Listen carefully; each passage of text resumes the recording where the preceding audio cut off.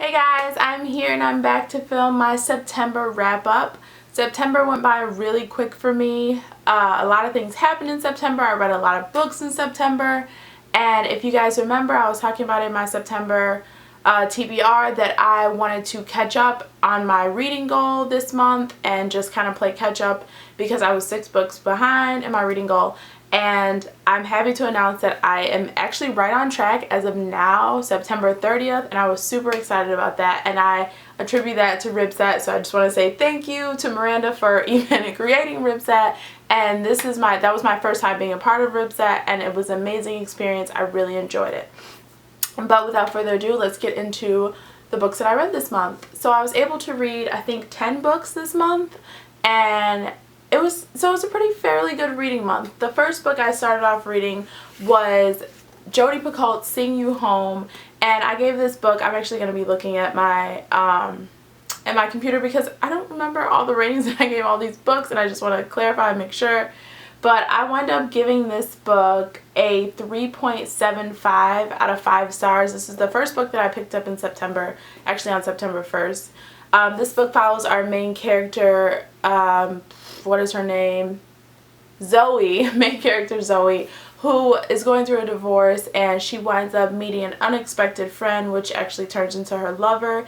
So they're in this lesbian relationship, and Zoe, during her marriage, she had infertility issues, which is why her and her husband wind up divorcing, and it just follows their journey. Her husband is a newfound Christian, and he doesn't believe in lesbian marriages, and he doesn't believe that, you know, his children, these embryos that they share, should be a part of that. So it's their whole battle, and this book touched on a lot of issues, you know, like I said, LGBT qualities, infertility issues, divorce, like it touched on a lot of stuff, religion, and I quite enjoyed it. It was a reason that brought me back to reading Jodi Picoult. I really enjoyed this novel. I definitely highly recommend that you guys pick this up if you want to learn about more of those topics. The only reason why I gave it a 3.75 is because it did start off slow for me. I think I was like, it took me like 150 pages to get into the book to actually really enjoy it, but at the end I really enjoyed it. So 3.75. The next book I wound up reading was I was listening to this book on audio just to compare her writing style. It was another book by Jodi Picoult, and it is Lone Wolf. This book follows a main character who it actually follows like a couple different characters. I don't really know who the main character is in this book because it follows the lone wolf, which is the guy, the father, and I forget his name. I don't know why I'm drawing a blank. And it's a battle. He actually winds up getting hurt. He takes care of this wolf pack. That's like his job. And his children, he winds up getting really hurt. And his children, his daughter who's been living with him obviously her whole life, and his son who kind of abandoned him and moved away to a different country when he was 16 years old, comes back, and he is the oldest out of the siblings, and his wife is, he's not married anymore. They divorced. I don't know why my dog is barking. So I had to go take care of that. But anyway, back to this book. It just battles with these 2 siblings, and they're trying to figure out what's the right thing to do for their father. I gave this book a 2.5 stars because it just wasn't that intriguing to me. I just felt like the plot was really underdeveloped. I felt like it was a pointless story. There was no real meaning to this story.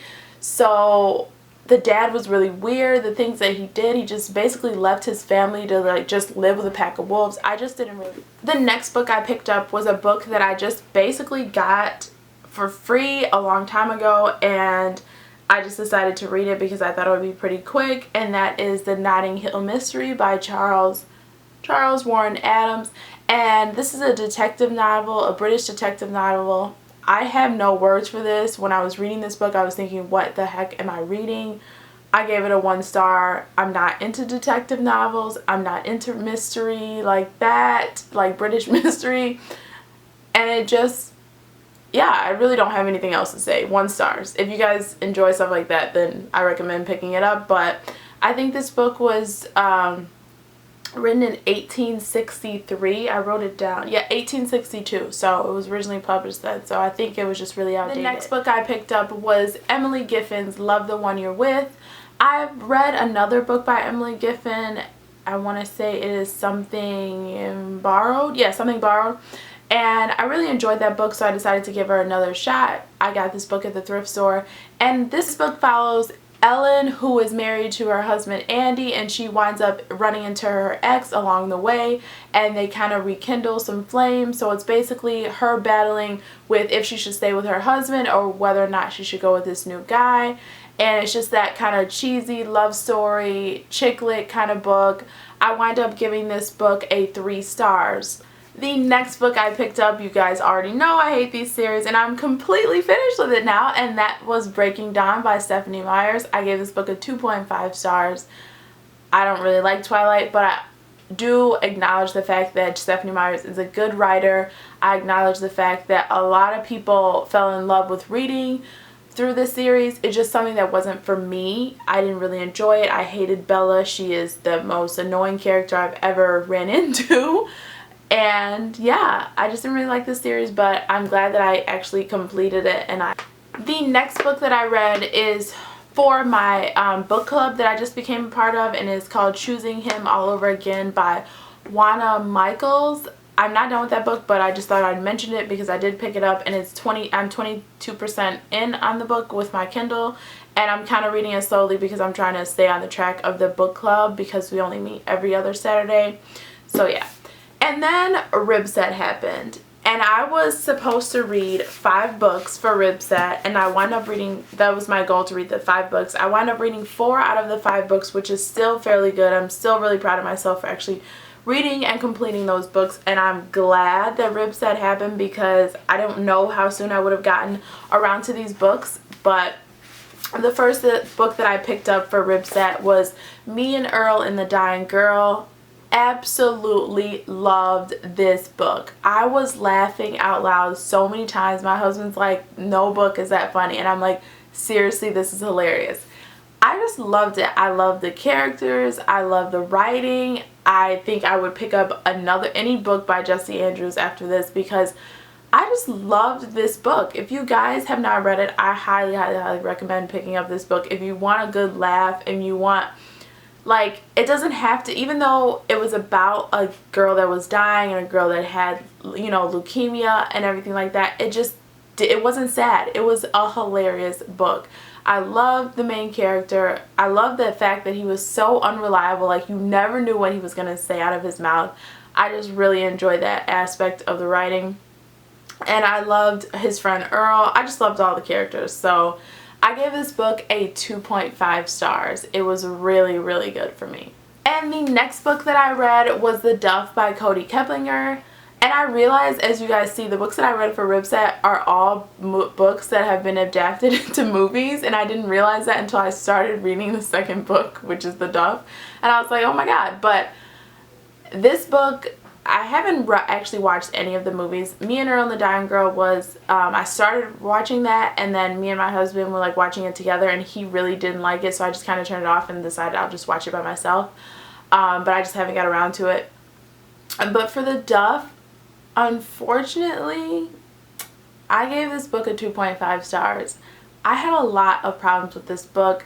I know so many people that I follow on Goodreads love this book. They really liked it. I think I gave it the lowest rating out of all my friends. I don't know. I just felt like this book was utterly stupid. Like, if I would have read this book while I was in high school, maybe I would have enjoyed it a little more. But the fact that you start sleeping with a guy that calls you the Duff, literally calling you out as a Duff, I don't understand why you would even be attracted to him in any way. And it just kind of like made me mad. It's like, really, you're just gonna start sleeping with this guy? You're not gonna hold him accountable for what he made, how he made you feel? My dog is barking again. I don't know, she's slow. And there's literally nobody at the door, and she's like making me feel like somebody's at the door, but whatever. But I just felt like this guy, he dubs her a Duff, right? and you think that he has no interest in her. You think that, okay, she's gonna be hurt about it, but no, you start sleeping with this guy, and it's like, why? It was really pointless for me, and it was so high school and so childish. I didn't even like her friends. I felt like they were using her for rides, and I don't know, I didn't like anything about this book, so I gave it a 2.5 stars. The next book that I picked up, and I'm so glad I did, was The Giver by Lois Lowry. This book at first was really confusing to me, and I just had to take a minute and like take a step back and like really get into the book, really devour the book, and I'm really glad I picked up this story. It really made me think. If you guys haven't read The Giver, please pick it up. It's really, I don't know why they call it like a middle grade book. I don't know why people were reading this in like middle school and stuff like that, because I just feel like you can't really understand this book if you're younger. I feel like, I don't know, I just feel like you can't. So this book really made you think.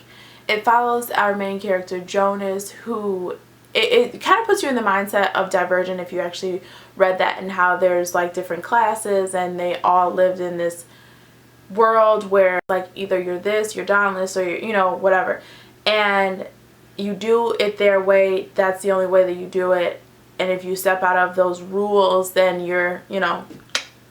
But so it follows Jonas, and he is, every child grows a certain age all at the same time. If you're born at that year, you know, they're all at the same time. I can't even explain this book. I can't even explain it to you. It was just an amazing book. It still has me thinking to this day, and I just highly recommend picking it up. I can't even give you a review on it. I don't even know. It's just an awesome book, and I wound up giving this book a 3.25 stars because also this book took me a little bit to get into, and I think it was just because I was confused. I was just really kind of confused with the book, but I'm definitely going to be continuing on with this series. I think it's like the Giver Quartet, and the second book is, I want to say, the second book is Gathering Blue, and I just felt like this book kind of left off on the cliffhanger, so I'm definitely going to be continuing on with the series. I really enjoyed it. And the last book that I read for RYBSAT was The Maze Runner by James Dashner.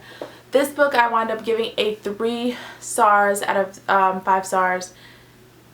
I liked it. It kept me reading. I want to say, because I know you guys are probably like, oh, you didn't really like The Maze Runner, because I know once again a lot of people like The Maze Runner, but it just, I'm a hard critic on reading books, so I don't know. It was a 3 stars for me. It wasn't like amazing to me. It did keep me reading, but I do also feel like I'm not going to continue on with the series. I think I'm just going to leave it at that and watch the movie for The Maze Runner and the movie for The Scorched Trials. And it didn't leave out, it left off on a bit of a cliffhanger, but it wasn't anything that I felt like I had to read the second novel. And I don't really continue on with the series unless I feel like I really have to, because sometimes when I'm just satisfied with that series, I'm just satisfied with it, and I'm satisfied with the ending, and I don't really have to move on. But The Maze Runner, like I said, I don't really have that many thoughts on it. I just feel like it was a good book. It was written well. So there you have it, guys. These are all the books that I read in the month of September. If you read any of these books or you want to read any of these books, please let me know your thoughts about them below. And I will see you guys next time. Bye.